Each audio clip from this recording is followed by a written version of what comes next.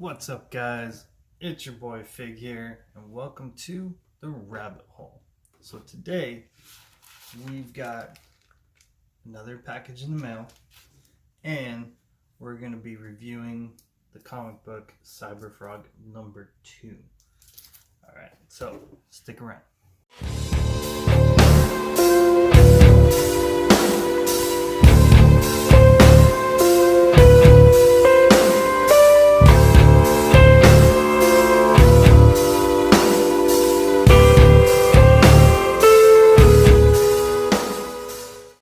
Alright, so first things first, let's go ahead, open up the mail.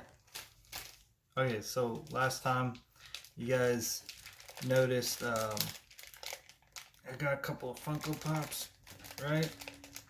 There we go. And something didn't come in.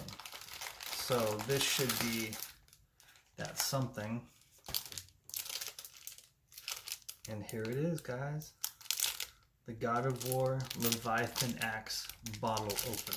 So let's go ahead, open this bad boy up. And of course with the little keychain. Look at that. Even comes with instructions. It's kind of funny that you need instructions to open up a bottle, but it is what it is. And here she is, guys. There it is. I don't know if this thing's gonna really focus on it or not. So you guys can see the detail. It's still trying to focus on me. Focus on this. Don't look at me.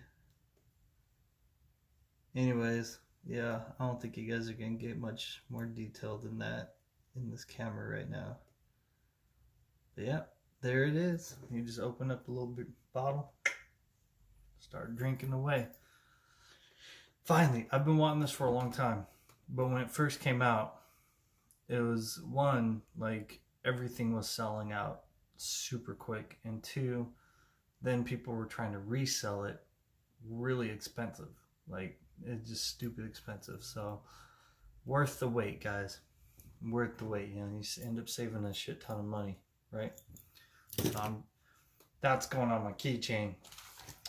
All right, so let's get into the comic review after I put this garbage away. It's a goose. Hey, who could tell me what movie that's from? The little, it's a goose.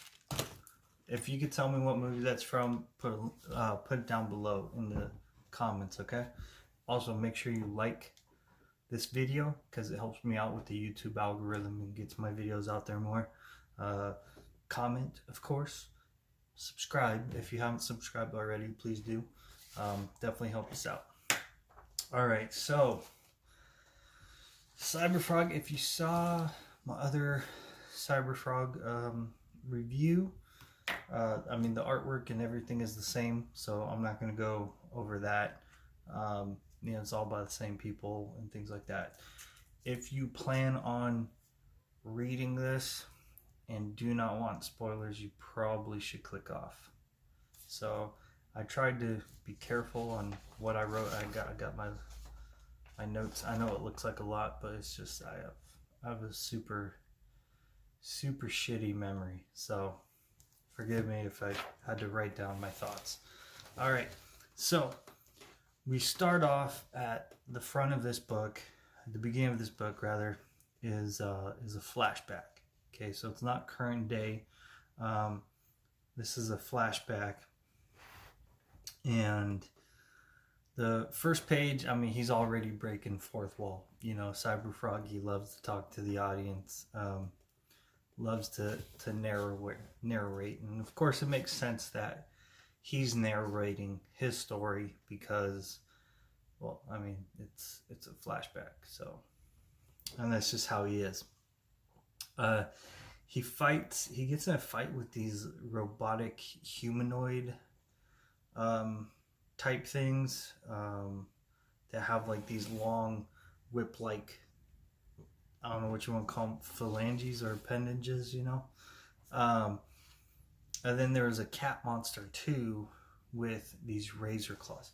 You know what? Let's go ahead and show you guys what the what these dudes look like. So, cat monster. Okay, so, and that one, yeah, that one you see. Oh, check this out. Check out very first page. You get a nice, beautiful close up of the claws. Look at that, crazy looking claws, huh? Kind of made me think of Freddy Krueger or Edward Scissorhands. More Freddy Krueger though.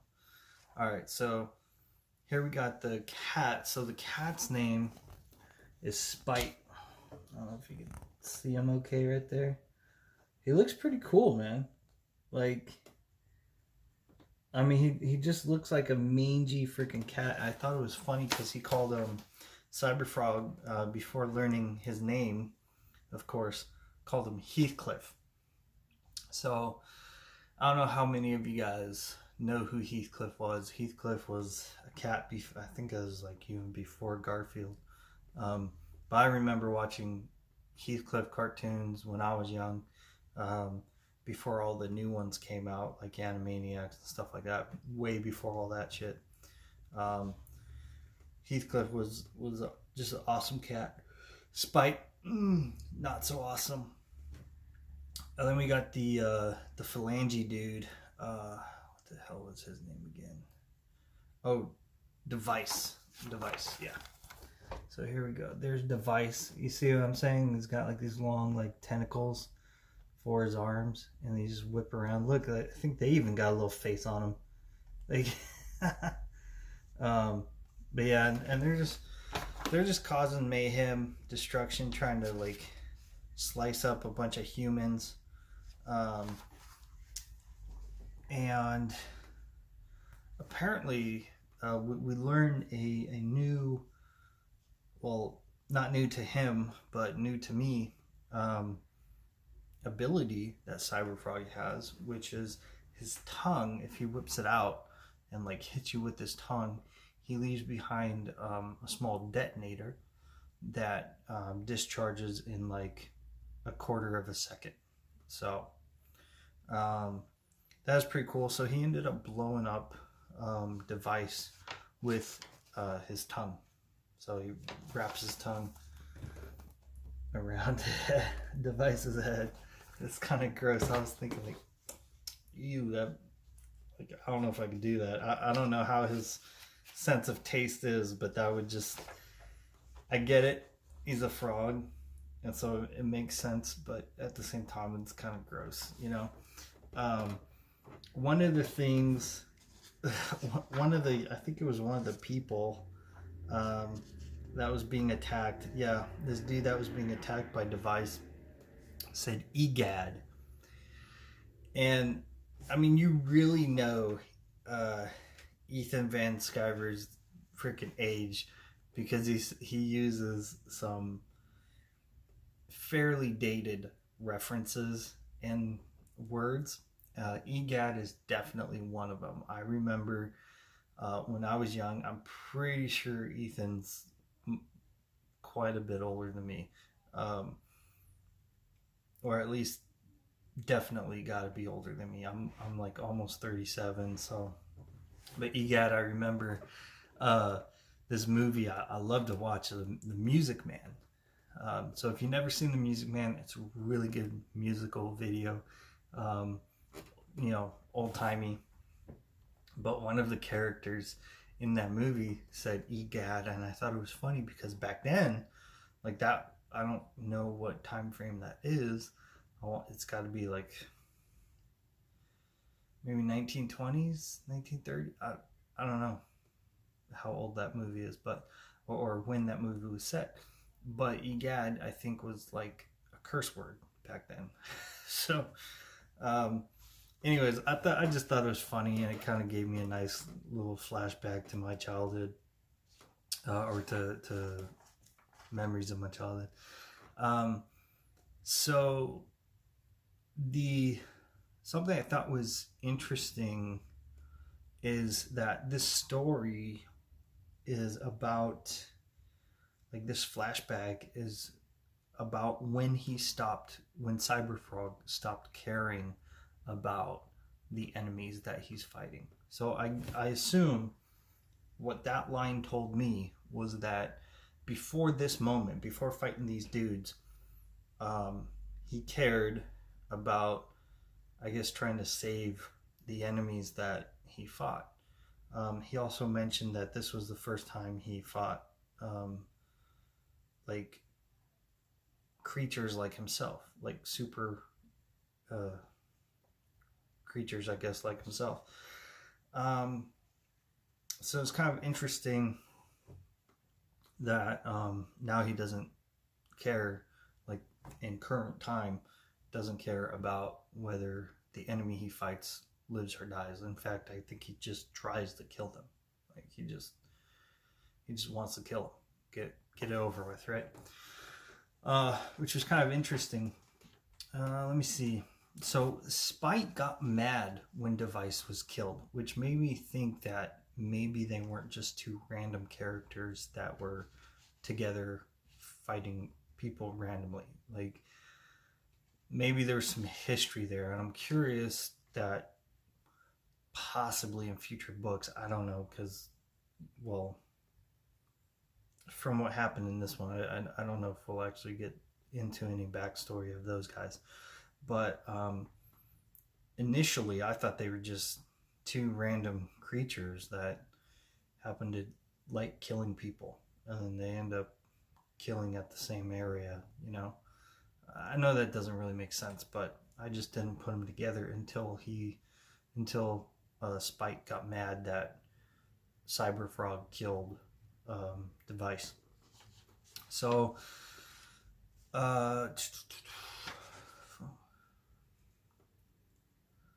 So once Cyberfrog dispatched these two enemies, it was interesting. There was a crowd around him. I guess they were watching in awe or whatever, but they were watching the events happen. And Cyberfrog thought that they were admiring him and thought he was like a superhero. But turns out that, one of them yells at him like, "You monster." Another one calls him a devil. Another one says that they should kill him. So I thought that was kind of interesting. That was a twist that I definitely didn't expect, so then it comes to current day, and you got Cyberfrog slouching on a chair drinking a beer or something, right? I don't know what he's drinking, but he's probably drinking a beer. But then next thing you know, at like this little disco dive in I don't know, I'd assume it's downtown, but that's just my assumption. But yeah, there's this little, oh yeah, actually it says downtown, Disco Inferno, downtown New York. So I guess Disco Inferno is the name of the place, and it's like this little musical dive bar. You got this dude talking to this chick named Heather Swain, I think. Yeah, Heather Swain. I didn't catch the guy's name though. It doesn't say it on here, but he's like this bald dude, looks probably kind of a little muscular or whatever. Definitely like uber masculine, or at least uber wannabe masculine, because he keeps talking about his masculinity and his manhood, or he's one of those fucking douchebags, you know what I'm saying? So anyways, which testosterone field. So he's talking to this chick, and Heather, she's pretty good looking chick, man. She's busty little babe, she got like her little cross or whatever on. And they're talking, and she's just not really feeling it. And then it goes to outside of the little disco, where these dudes are trying to get in, and one of them happens to be clearly underage, and this just happens to be a bad guy. So the bouncer, he turns him away because it's like, there's no way you're 21, dude. There ain't no way you're of age. I don't care. Be gone. So this dude, Ben. Yeah, Ben is his name. This creature like comes out of his mouth, like just just creature comes out of his mouth and fucking eats the well, he doesn't eat him, but he destroys the fucking bouncer like that. Piece of cake. Let me show you the weird little Deathfly is his name. So I guess there's Deathfly. Isn't that crazy? I love the artwork in this, man. I like how just kind of imaginative it is, Kind of reminds me of the Garbage Pail Kids. I don't know if you guys, that's probably dating me, but if you guys know who the Garbage Pail Kids is, you know what I mean. So moving on, so Ben Deathfly gets into the disco. Now initially I thought Deathfly was Ben was the host of Deathfly. Okay, so for some reason Deathfly got into Ben. Ben was a normal human. Deathfly got into him and took over his body. That's what I initially thought, but apparently I am incorrect on that, because a little later find out that Ben just is Deathfly, and it's a curse that has been genetically handed down from his grandpa, who went on an expedition in Africa and apparently went to or I think it was in Egypt specifically, and apparently went to somewhere that he was not supposed to go, and therefore got a curse, and that curse happened to be genetically passed down from generation to generation. So now he's got to eat people to stay alive, but he looks normal, well, when he's not flying out. And Heather apparently likes this dude, or at least at the very least knows him. But anyways, so going back, it goes back to her and the bald buff dude having a conversation. She apparently insults his masculinity and he gets mad. She says, screw this. She gets up, walks away. Some other dude tries to hit on her. She brushes him off, whatever, get away from me, creep. And then old dude gets mad and starts running after her. He says, "That's right, you violated my manhood." He demands an apology from her because she violated his manhood. Wow, dude. Just wow. So then Ben gets involved, and Deathfly comes.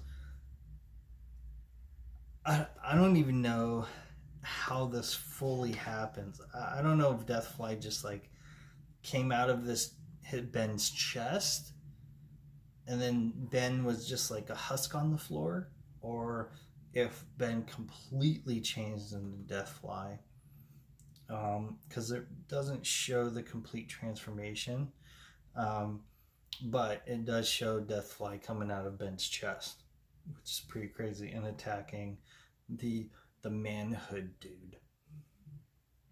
So, and then of course Heather, you got Heather. "Oh my God, Ben, you're a monster."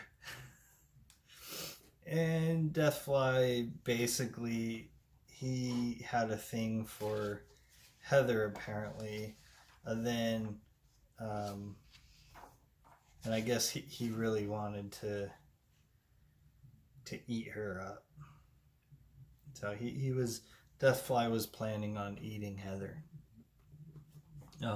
I guess, which was kind of crazy because I think he wanted to. Well, actually, he said at one point he's like, "I'm gonna make you my undead wife." So I don't know if maybe by eating her, he would be able to pass the curse on to her as well, as long as he didn't go to a certain distance, like a vampire, right? If they suck too much blood out and kill you, then oh well. But if they just get a little bit and then I guess feed you blood, then you can turn. I don't know. That's my guess. That's my assumption. But that's neither here or there. So then it flashes to a separate thing where this dude in kind of a...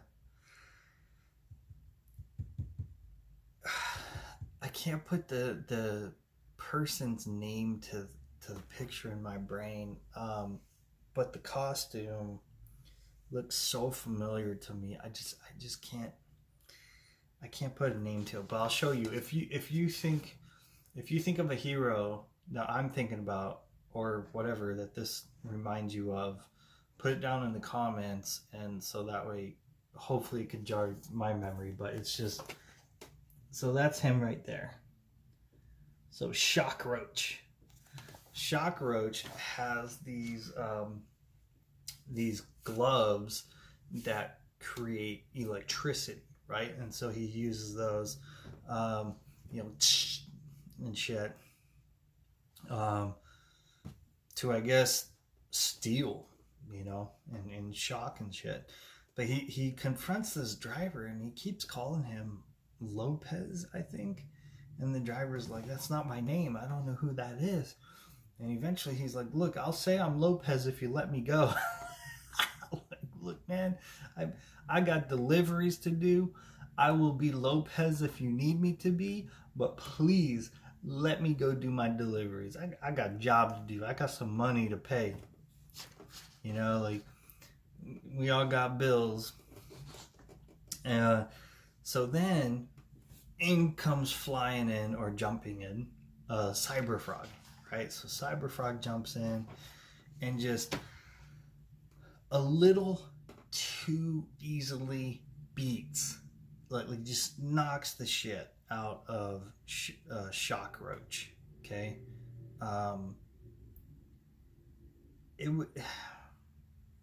I would have liked to see a better fight.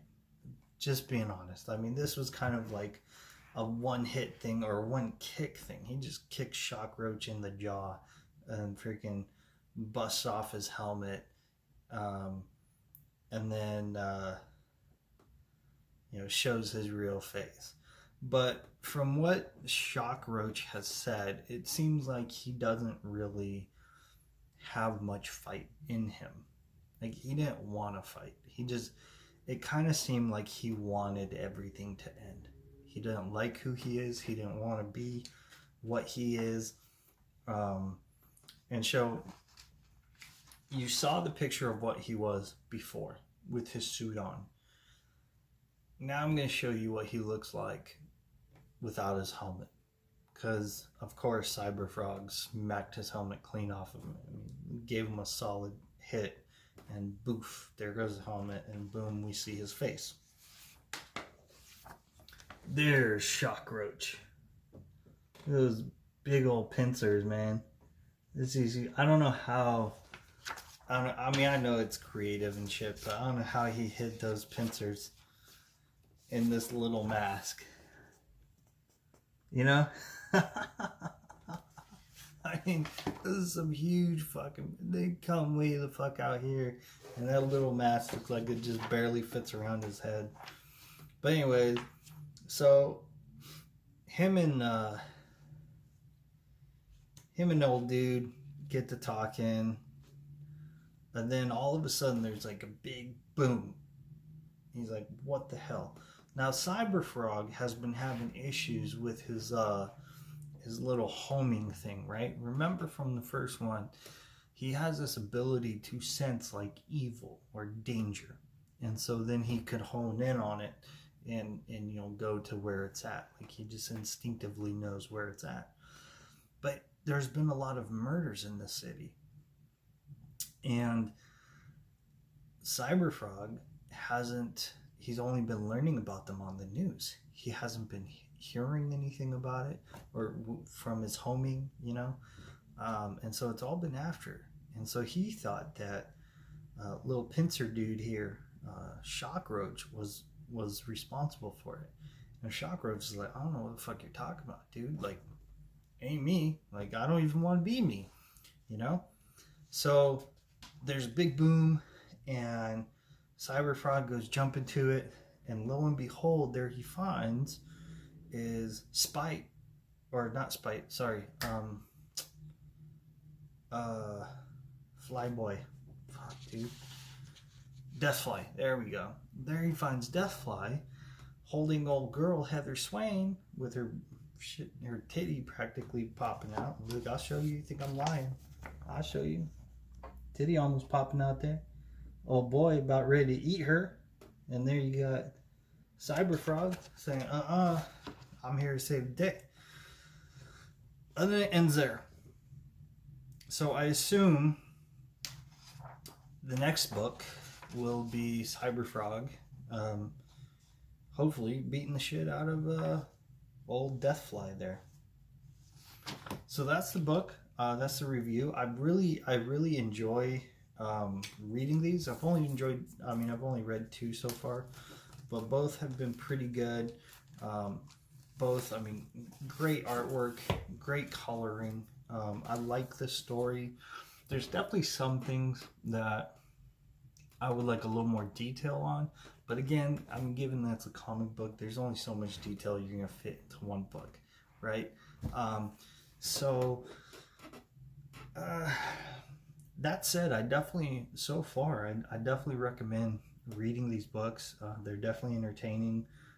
Some of the jokes, I like the kind of dirty humor that Cyberfrog seems to have. But that's it, dude. So yeah, let me know what you think in the comments below. Make sure to like this video to help get me up in the YouTube algorithm. Make sure to go visit the store. I'll link that below in the description too. Again, any purchases there will go tremendously to help us help homeless children and homeless veterans. And again, make sure you subscribe, share the video, and thanks for watching. Catch you on the flip side.